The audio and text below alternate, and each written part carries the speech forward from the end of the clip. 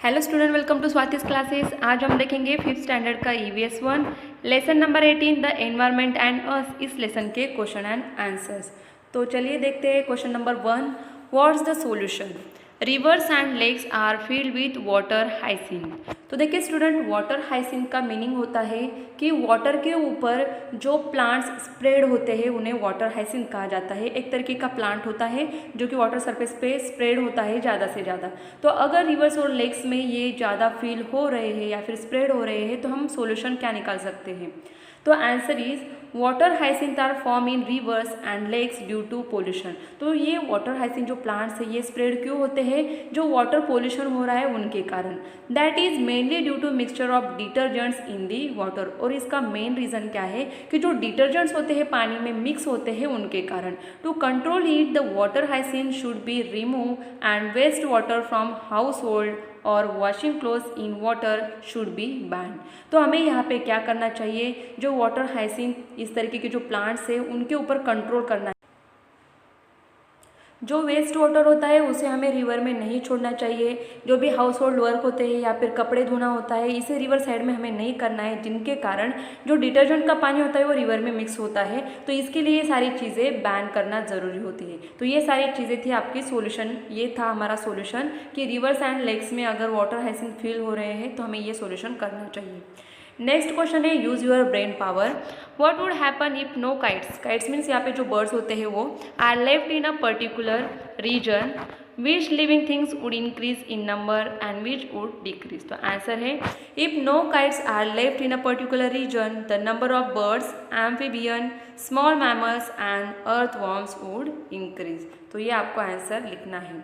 Next है question number 3, answer in one sentence. What is mean migration? तो migration का meaning क्या होता है? Answer is movement from one place to another for a short period of time or permanently is called migration. तो migration क्या होता है? जैसे कि देखिए हम लोग क्या करते हैं, एक सिटी से दूसरे सिटी में अगर हमारा ट्रांसफ़र होता है तो एक जगह से दूसरी जगह हम अगर परमानेंटली शिफ्ट हो रहे हैं, जा रहे हैं, तो उसे माइग्रेशन कहा जाता है। इसी तरीके से जो बर्ड्स एनिमल्स होते हैं उनका भी माइग्रेशन होता है। नेक्स्ट दिया है question number 2, describe the life cycle of birds. Birds का पूरा लाइफ साइकिल आपको डिस्क्राइब करना है। तो आंसर में आप लिखोगे birds lay eggs, hatch and after a few days the small birds come out. तो देखिए बर्ड्स क्या करते हैं, अंडे देते हैं, जिस अंडे से फिर क्या निकलते हैं, छोटे बर्ड्स निकलते हैं and they grow up in the nest. और वो बड़े कहाँ पे होते हैं? नेस्ट में। After 3-4 weeks they become an adult bird and start laying eggs. और 3-4 वीक्स में ही वो अडल्ट हो जाते हैं और वो फिर बर्ड्स अंडे देने लगते हैं। तो ये पूरा लाइफ साइकिल है बर्ड्स का। क्वेश्चन नंबर 3 है give two causes of air pollution. तो आंसर है जिसमें आपको फर्स्ट पॉइंट दिया है fuels are burned in vehicles give out certain poisonous gas and smoke. तो एयर पोल्यूशन क्यों होता है? जो व्हीकल्स हम लोग यूज़ करते हैं उनमें फ्यूल्स यूज़ होता है और फ्यूल्स बर्न्स होने के कारण जो भी पॉइजनस गैसेस, जो स्मोक तैयार होता है ये एयर में मिक्स हो जाता है और उसी लिए एयर पोल्यूशन होता है। बी है industries let out some poisonous gases into the air. जो इंडस्ट्रीज होती है, फैक्ट्रीज होती है, उनके जो पॉइजनस गैसेस होते हैं चिमनीज के थ्रू एयर में क्या होते हैं? मिक्स हो जाते हैं, जिनके कारण एयर पोल्यूशन होता है। नेक्स्ट है fourth question, for what purpose do we use land obtain by clearing forest. तो हम लोग जो फॉरेस्ट को कट करके, क्लियर करके लैंड हमें मिलती है उसको हम कैसे यूज़ करते हैं और किस चीज़ के लिए यूज़ करते हैं? तो आंसर है we use land for agriculture, housing, industry and for building roads and railway by clearing forest. तो एग्रीकल्चर के लिए हम लोग यूज़ करते हैं लैंड को, फॉरेस्ट को क्लियर करके। उसके बाद जो बिल्डिंग्स बनती है, हाउसिंग, इंडस्ट्रीज, इन सारे चीज़ों के लिए क्या किया जाता है? फॉरेस्ट को कट किया जाता है, क्लियर किया जाता है। क्वेश्चन नंबर 4 है गिव रीजंस, जिसमें फर्स्ट आपको दिया है it is important to conserve the living components of the environment. तो एनवायरनमेंट के जो लिविंग कंपोनेंट्स है उन्हें कंजर्व मतलब बचाना चाहिए। आंसर है A point, due to human intervention in nature the non living components are getting polluted.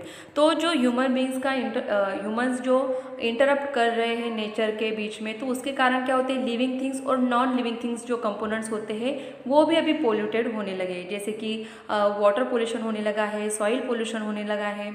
B है several living things have already become extinct. तो कई सारी चीज़ें जैसे लिविंग थिंग्स में एनिमल्स है, कई सारे बर्ड्स है जो कि अभी एक्सटिंक्ट मतलब पूरी तरह से ख़त्म हो चुके हैं।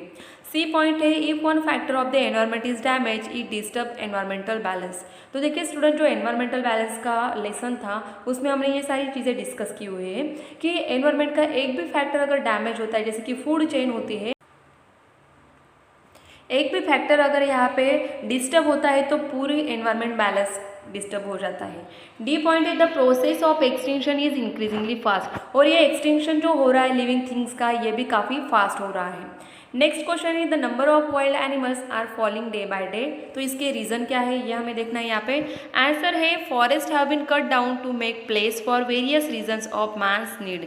तो हमारी ज़रूरतें पूरे करने के लिए, जैसे कि बिल्डिंग्स बनाने के लिए, रोड बनाने के लिए फॉरेस्ट को कट किया जाता है। बी है forest provide shelter and food to the wild animals. तो जो वाइल्ड एनिमल्स है उनका जो घर होता है, जो उनका फूड मिलता है वो कहाँ से मिलता है, फॉरेस्ट से मिलता है।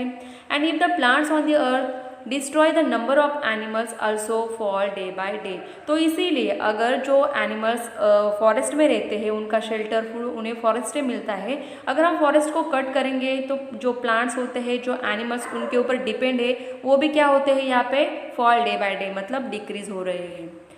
डी है because hunting the population of wild animals is falling. तो हंटिंग करने के कारण कुछ एनिमल्स को क्या किया जाता है, हंटिंग किया जाता है, उनकी शिकार की जाती है, जिसके कारण नंबर ऑफ एनिमल जो है वाइल्ड एनिमल्स ये कम हो रहे हैं। Question number 5 state whether the following statement are true or false. जिसमें फर्स्ट दिया है आपको dead plants and animals are abiotic components. तो आंसर है फॉल्स। सेकेंड है it is necessary to conserve biodiversity. Answer है ट्रू, क्योंकि हमें बायोडाइवर्सिटी को कंजर्व करना ही चाहिए। क्वेश्चन नंबर 6 है classify the following as a natural or manmade. तो यहाँ पे कुछ आपको यहाँ पे दिए हैं सॉइल, हॉर्स, स्टोन, ये सारी चीज़ें, तो उनको आपको नेचुरल जो नेचर से हमें मिलता है और मैनमेड मतलब ह्यूमन बींग्स ने बनाए हैं, ऐसे दो ग्रुप्स करके उनको क्या करना है, आपको डिवाइड करना है।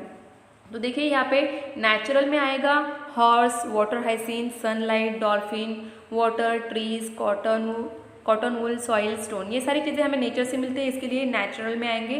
और उसके बाद है मैनमेड जो ह्यूमन बींग्स बनाते हैं, जैसे कि book, pen, chair, table, bricks etcetera, तो ये आएंगे मैनमेड ग्रुप में।